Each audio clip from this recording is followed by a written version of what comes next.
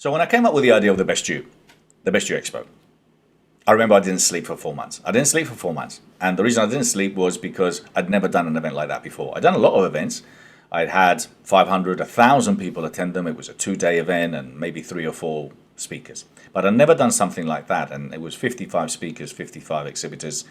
I hired a big space in the Excel conference hall. It was I hired, I think, around 60,000 square feet. We used around 30,000 square feet.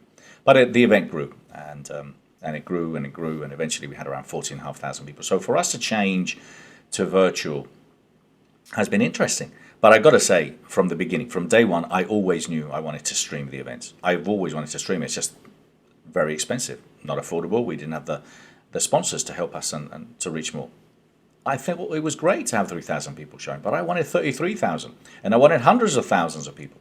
So for us to adapt to virtual is something that I've embraced, and I've embraced because I was ready. I was ready quite a few years ago, but I didn't think the world was ready for it. Now it's a different world there. So for virtual, for me, what it means what we and the way that we're going to be presenting it. So we're going to go from 2 days to 7 days, and within those 7 days, the reason we've done it is because I feel that when it comes down to a virtual event, it's very difficult to stay focused for a very long time. Either sitting at home or having your laptop, you're going to get up and have a coffee, or someone's going to ring you and you're going to simply disconnect. But if I provide you an event, because expos normally have been, when you did any big global international expo has always been running for 7 or 30 days. So for me, it was about providing people with not 50, 60, 100, but 300, 400 speakers, and throw at them all sorts of inspiring ideas throughout the 7 days, where I literally know what is appealing, interesting to me, for me, and I can go and connect at any time. And for us, it was about having and connecting with people.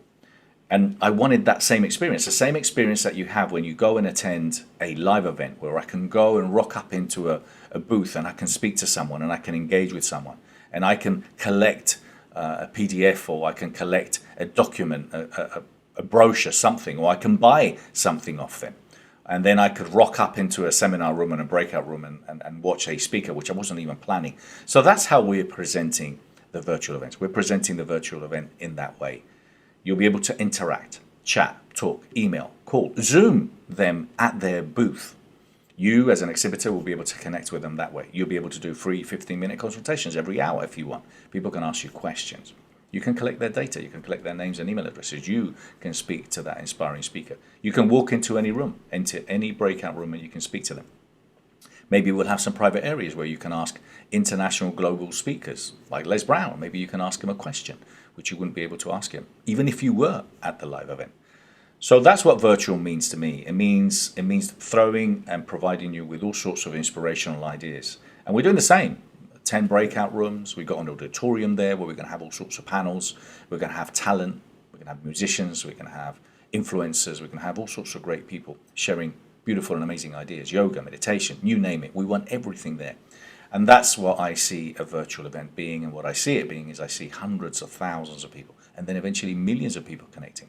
So I'm very excited about how we're going to go with this and all this content as well, and how we're going to take it to the TV. And that's what it is when if you thought big enough and if you think big enough, you'll start answering your own questions, and you'll start asking yourself those empowering questions. How can I make this happen? How can I go global? How can I reach more people? And then you know the ways, or you will find the ways, or you will ask the questions yourself to other experts that will provide you the answers. So then you can go and implement. And if anything, if we've learned anything from this new reality, is that it's a new reality, and you have to be prepared to think big and think of the most impossible things happening, like the world shut down. Anyway, thank you so much. Hope you join us. See you soon.